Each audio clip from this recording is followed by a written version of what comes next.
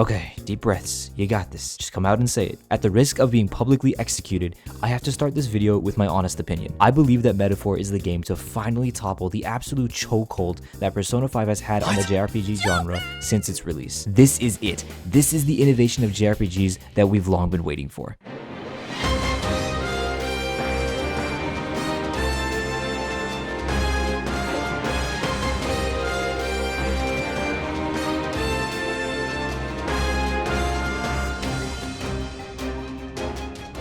Metaphor is the next logical evolution for Atlus, and in refining their own formula, they've gone ahead and really made a name for themselves by becoming quite possibly the best JRPG studio in recent years. Ever since the release of Persona 4 Arena in 2012, I've been following Atlus every step of the way, and even though there have been some bumps in the road, or many bumps in the road, wow, they really had no shame with the sheer amount of re-releases, huh? Everything has culminated into this one product, Metaphor ReFantazio. On top of giving you guys a review of this game, I also want to take you guys down memory lane and show how different components of different Atlus games influenced the creation of Metaphor. This game is being sold with an optional Atlus 35th Anniversary Edition, which is a goddamn war crime at $100, but regardless, I think it's fitting to analyze Metaphor from a celebratory perspective. Persona 5 was sold with an Anniversary Edition as well, but that was an anniversary of the Persona series, whereas Metaphor is an anniversary of the Atlus brand as a whole, which just kind of goes to show that Atlus is acknowledging that Metaphor is the pinnacle of all that the company has been working towards. I swear I'm not a lunatic for drawing these links between Metaphor and other Atlus games. I mean, I definitely have some screws loose in my head, but I am confident about this one. I can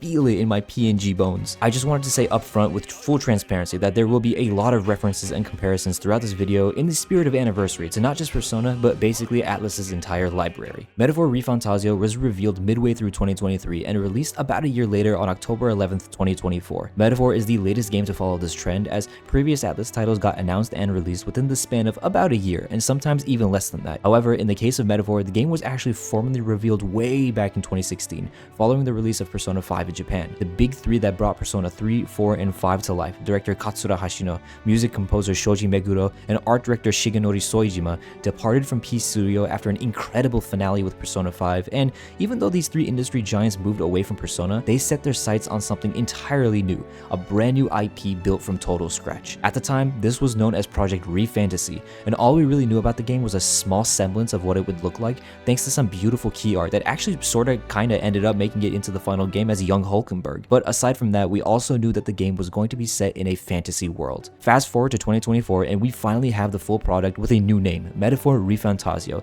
and I guess now is as good a time as any to say just how amazing this game truly is. When the embargo was lifted and the reviews started flooding in, I got some major Persona 5 whiplash, which is to say that Metaphor crushed and exceeded all expectations. There were a couple groans and eye rolls prior to release when they were drip feeding more information about the game, and oop, would you look at that, there's a calendar system and social links, just like another certain franchise by the same company. Huh, who would have thought? I think one of the fears that people had was that the game would essentially boil down to Persona, but fantasy, and I'm happy to report that that's definitely not the case. Metaphor stands on its own 2 feet, while also being supported by the positive aspects from the vast library of Atlus titles, which is something that should be celebrated, not frowned upon. I think there's merit in making these connections, especially when Atlus is pushing the anniversary narrative. A lot of Atlus fans are represented here, and it feels awesome when you see a certain part of the game that feels oddly familiar, and then you snap your fingers and go, no way, this is really similar to Digital Devil Saga, or they brought back party formation and they've made it more smooth. There's a lot to go over, but to start, I want to talk about Metaphor's strengths. What does it do differently compared to other Mega 10 titles? What new mechanics do we have here to mess around with? In particular, there were 2 outstanding game design decisions that left me floored: studying archetypes and the hybrid combat. Studying archetypes is where the majority of the customization is done, and I found this system to be incredibly fun and rewarding to tinker with. Basically, the bonds you make with your followers, which is comparable to social links, but a little bit more compact and straightforward, influences the archetypes that you can study, the amount of currency you'll need to study them, and also the amount of skills you can inherit. And if that doesn't already sound like quite the spread, here's the best part. You can do this with every party member. There's very little preferential treatment for the protagonist, and you don't even get a game over if he faints in combat. Your imagination is your limit. Build your party however you like. For example, Hulkenberg gives you access to the archetype of the knight, and I think this was befitting of her as is, so I kept her on that path and essentially made her my tank. On top of soaking up hits and redirecting enemy aggro onto herself, I briefly used her as a healer archetype to get her to a high enough level with that specific archetype to make it so that she could inherit a party-wide healing spell from the healer onto her knight. This was honestly a a super basic example of what can be done with this system. There are way crazier builds out there, and you're never punished for trying out new things. It's actually the exact opposite. The more you experiment, the more you're rewarded in the form of synergy skills, which are these flashy, powerful moves that can turn the tides in battle. Speaking of battle, that's the second mechanic I want to touch on, and to do that, I want to very briefly pull your attention to the past where Hashino stated during the development of Persona 5 that he wanted battles to feel snappy and quick because nobody likes fighting low-level enemies that the player will almost certainly pulverize. Persona 5 does just about the best job at implementing this design choice within the confines of pure turn-based combat, but with Metaphor, Hashino took this design philosophy one step further and created a combat hybrid system where low-level enemies drop like flies, and you don't have to enter turn-based combat. You could do only turn-based, but the game is designed in such a way where you dispatch large groups of fodder in split-second action combat, and when it comes to tougher foes, not including final bosses or story encounters, you still smack the enemy around with your weapon, dodging when necessary, until you've depleted their toughness bar enough to engage in that classic Shin Megami Tensei press turn combats. More on that later. You even chunk about a fourth of the enemy's health upon a successful ambush, so there's really no reason not to do it, but the choice is still yours. This, ladies and gentlemen, is how it's done. I can't tell you how many of my friends or people that I meet in public are apprehensive about trying turn-based games because of the stigma that they're slow and uninteresting, and what makes Hashino an incredible director is that he seeks to understand this perspective and innovate the genre to get the most amount of people to have fun playing the game. I could go on and on about Hashino and his game design philosophy, like how he and art director Soejima both agree that menus and loading screens are where players are going to be spending a huge chunk of their time, so they seek to make it as stylish as possible, but that's actually a pretty good idea for a separate video, so I guess this is my way of not so subtly telling you guys to look forward to that. You're going to be perusing the menus quite a bit in Metaphor, as is expected of a JRPG, and as per Hashino's game design philosophy, the game looks absolutely gorgeous at every turn. It would never have occurred to me to use Leonardo da Vinci's Vitruvian Man as a key art piece, but leave it to Soejima to do the unexpected. There's a certain feeling that I get when I see the character art in the menus, and I can't quite put my finger on what that feeling is, but the characters blankly staring forward, moving their arms in that radial motion, the sick-ass animation that plays with the heart when you channel a new archetype, the moving eyeball as you go to the Velvet Room, I mean visit Bohr in his study, all of these link back to anatomy. And again, I can't quite explain how it makes you feel, but I'm definitely feeling something, but the one thing I can tell you is that without a doubt in my mind, it's 100% a good feeling. The loading screens are praiseworthy as well. There's a healthy abundance of them so it never gets stale, and each of them are visually stunning and auditorily amazing. Time marches on, and the age of a new king draws nearer. Seriously, I think Metaphor might actually have the highest number of unique transitions amongst all Atlus titles. When you think you've seen them all, a new transition is there to take your breath away. Since I'm already here talking about the creative forces behind Metaphor, I want to spotlight Shoji Meguro as well, my all-time favorite music composer and the man in charge of this game's soundtrack. Metaphor has one of the best soundtracks ever. That is the highest praise that I can give, and I'm not even really sure what other adjectives I could add to accentuate how strongly I feel about this soundtrack. Instead of me blabbering about it, please take the next few seconds to listen for yourselves.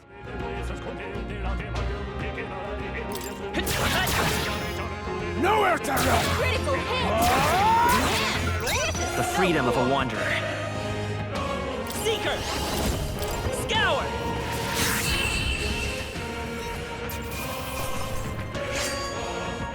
I think I'm getting used to this.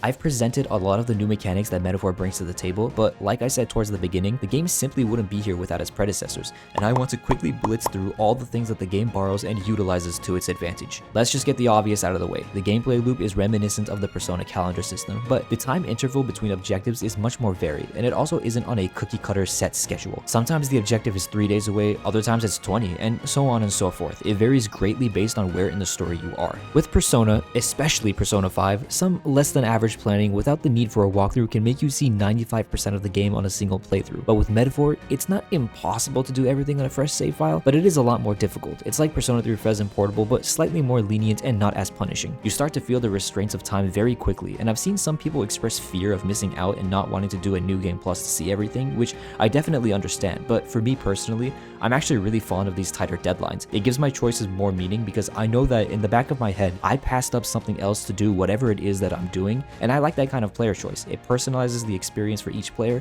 and gives New Game Plus a lot more meaning. Social links are also a huge part of Metaphor. This time around, they're known as followers, which is in line with the game's narrative of racing to the throne as a candidate for king, but there aren't as many of them as Persona, and they also cap out at rank 8, not rank 10. There's no romance here either. Sorry fellas, you can't hit on the hot Parapus lady. Wait, hold on, why did I... Does that make me a fur? Moving right along, the combat of Metaphor borrows heavily from the parent franchise Shin Megami Tensei in the form of the press turn system. The press turn system never really went anywhere, it's still alive and kicking. Just look at Shin Megami Tensei 5 Vengeance, which came out a couple months before Metaphor. God, I love this game so much. Atlus is single-handedly putting blue-haired protagonists on the map. I'm really glad that the press turn system is used in Metaphor because when I think Atlus, this is the combat that comes to mind. It's really simple to understand. You get 4 actions, or put another way, as many actions as there are party members. Hitting an enemy weakness or landing a critical will make you spend only half of your turn, and if you miss an attack or your attack gets absorbed, blocked, or repelled, you lose press turn actions equivalent to the severity of your failed attack. This goes double for the enemy as well, so really the gameplay loop is about making sure that the press turn economy is in your favor, since if you get more turns than the enemy, the odds of you winning are much higher. Instead of copy pasting the usual press turn formula over, Metaphor even added its own spin to it by kind of fusing the weather effects from Persona with the press turn system. You've really got to plan out what days you decide to go dungeon diving, because if you go adventuring on a day with inclement weather, striking an enemy's weakness will not refund a turn, and on top of that, enemies become stronger during bad weather. If you're feeling up to the challenge, you could throw caution to the wind and fight during bad weather, but the game is already pretty difficult as is. I played on normal difficulty since this is a brand new game and I wanted to sort of test the waters, and I quickly found out that it could be pretty tough at times. The balance here is genuinely really good. It's not a walk in the park and it isn't unfair either. After the battle is gaining intel on your enemy, rather than playing the classic Atlus weakness guessing game. In Metaphor, you have these informants that essentially tell you what you need to counter certain enemies, and the rest is up to the player and how they choose to utilize the archetype system. Speaking of archetypes, they're actually very similar to Digital Devil Saga's Karma system. Another thing that I did not expect to make an appearance was party formation, and I'm not talking Persona style where you have a lineup based on speed. That also plays a factor, but what I'm talking about here is old school front and backline party formation. Again, like the press turn system, it's not like party formation disappeared and is suddenly resurfacing, but Metaphor takes it a step further and gives us active party formation, meaning you can take your party from the front line to the back line and vice versa in the middle of combat. To add to this, one of the archetypes is actually made specifically to utilize party formation in unique ways, like putting your entire party into the back line, then using a skill to push them all to the front line with +2 attack. I thought that was pretty cool. You can really start to crack the game open the more archetypes you unlock. In previous Atlus titles, you could always switch formation in combat, but it usually took up a whole turn, at least from what I can remember playing Soul Hackers on the 3DS. Feel free to correct me if I'm wrong though, it's been a hot minute since I played that game. Justice for Nemissa. It was real dirty what they did to her in Soul Hackers 2. Oh, how far she's fallen. But it's not all bad, since Soul Hackers 2 did help pave the way for a very important feature in Metaphor, a protagonist with a voice. When you pick a dialogue option, the protagonist actually has his own text bubble, and if the scene is voiced, he'll also speak. It's a long story. Despite the mixed opinions on Soul Hackers 2, having a voice protagonist in the form of Ringo is probably the best thing to come out of this game, and I'm really glad that they brought the idea back for Metaphor. I could go on and on in precise detail, picking apart the components of different Atlus games that found their way into Metaphor, like the Ariadne's thread item yoinked straight from Etrian Odyssey, or the boss fight sound effect from Persona 5. But the point I want to get across is that if there is an Atlus game that you love, then I can almost guarantee you that it is somehow represented in Metaphor, in some way, shape, or form. And that's what makes this game so appealing. It's a familiar vibe in a not all too unfamiliar setting. We've come to know and expect classic fantasy tropes and characters from other media, like widely different races and tribes, the abundance of magic, and towns waiting to be discovered. The world building, the story, the characters that inhabit this continent are one of the strongest parts of Metaphor. I love riding my magical sword around towns with Gallica trying to hold on for dear life, just exploring and taking in the environment and the world. The vibes here are immaculate. Something as simple as walking around the old city town of Martira on a rainy day or taking a jog around the Gauntlet Runner is incredibly immersive. It's a testament to the authenticity of the world building when I'd rather walk to my destination instead of fast travel. I'll even put my neck out there and say that the interactions between you and your followers is the best it's ever been in any Atlus game. Just imagine what a game would look like if every social link was as gripping and emotional as the Akinari social link from Persona 3. That's essentially what Metaphor does. The overwhelming majority of follower events are absolutely incredible. Atlus knocked it out of the park with this one. I mean, dude, come on. You have a follower quest where the guy's mom gets burned alive in an arson attack in just the 3rd rank. You've got an old father who wants to put the cremated remains of his son to rest, but it's not made easy because people see him as an outcast. You have a child who gets bullied for being a half-breed while also simultaneously struggling to cope with the death of her father. And you also have a John Wick plot going on where this girl's dog gets kidnapped and she's willing to kill everyone in the alleged village that abducted her dog. I love Brigitte, by the way. She's probably my favorite follower. Her storyline is fantastic, and just look at her design. She's so beautiful. This right here is my favorite thing. Also, doesn't Hulkenberg remind you of a certain someone? Loves to eat, worries a lot about her weight, has a red color motif? The story here is a great one. Your objective is to become king, but only to be able to seat another king, who actually is the one that should be king in the first place because he's the proper heir to the throne, but due to the schemings of a devilishly handsome man known as Luis, the throne was stolen from the royal family and the prince taken out of the picture by a magically induced coma. The pacing is a whole lot better than some other Atlas games and does a great job of hooking you in without stealing too much control from the player or even giving you a massive layer of tutorials. You essentially hit the ground running. That opening segment where you're placed into the desert and it's eerily silent until your helpful fairy partner Gallica gives you her power of music, and then the song kicks in and you're running around in the wilds dodging these monsters trying to get to safety. That is a cool opening segment that sets the tone for the rest of the game. The story is one where you think you know where it's going or you think you're nearing the end, but it pulls a quick one on you and keeps on going with twists and turns, and I was hooked from start to finish. The game is funny when it wants to be. Like, I can't explain to you what's happening in the scene or even in this scene. You really just gotta play it to understand it. But the game is also serious when it needs to be. They definitely took the fantasy theme and ran with it, public executions and all. Metaphor is awesome, but I do have some very teeny tiny gripes that would have made the experience that much better. We got fully voiced social links early this year with Persona 3 Reload, so to see the old formula return in Metaphor where only the last part of the social link is voiced is a bit of a letdown, especially because the English voice actors absolutely killed it with their performances.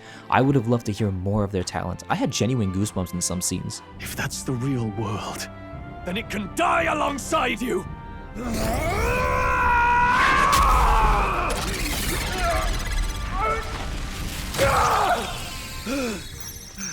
I also had this audio issue at launch where the game was really quiet. I had to basically max out the audio on my speakers, my PC, and in the game settings to get the normal amount of audio I would get from my other games. But Atlas actually rolled out a patch shortly after release that fixed this, and when I launched the game after that patch, my ears got blasted by the title screen due to my previous settings. I'm glad they fixed the issue, but now I think I have to fix my eardrums. Lastly, and this is probably a small thing that only I will be complaining about on the entire internet, but after Persona 5 Strikers, Soul Hackers 2, and Persona 3 Reload gave us the option to shuffle battle themes, why does Metaphor go back to the Persona 5 method of linking outfits with the battle theme? I just want to listen to Battle Thought while dripped out in my Shin Megami Tensei 4 outfit. Is that too much to ask for, Atlas? With everything taken into account, Metaphor ReFantazio is my 2024 game of the year. And that's saying something because 1, Persona 3 Portable is my favorite game of all time, so I'm partial to Persona 3 Reload, and Shin Megami Tensei 5 is my second favorite game of all time, and that game got an enhanced re-release just a few months before Metaphor. My top 2 favorite games got represented this year, but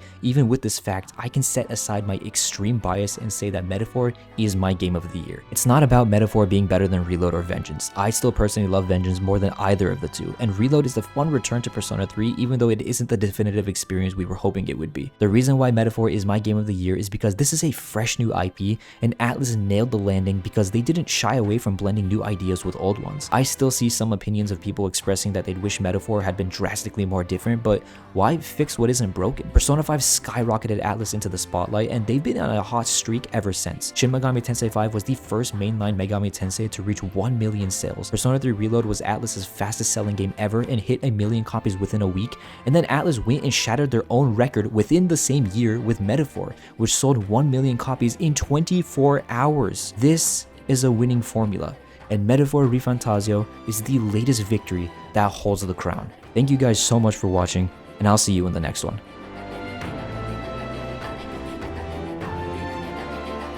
I believe I'm supposed to go this way. I can take this guy, right? I don't think I can. Yeah, no, I'm gonna die. I'm out of here. Oh my god. Oh my god. Leave me alone. Leave me alone. Leave me alone. Leave me alone. You fool. I'm back for round 2. It's just you and me this time. No big boy to help you out. I think this is gonna take 10 years, isn't it? I'm still going. I'm still going. Oh, we're good. We're good. We're good. We're good. Quick heal break. And now we're back into it. Almost there. Let's go. Wait, bro. I didn't get any experience from that. It was still worth it if you ask me.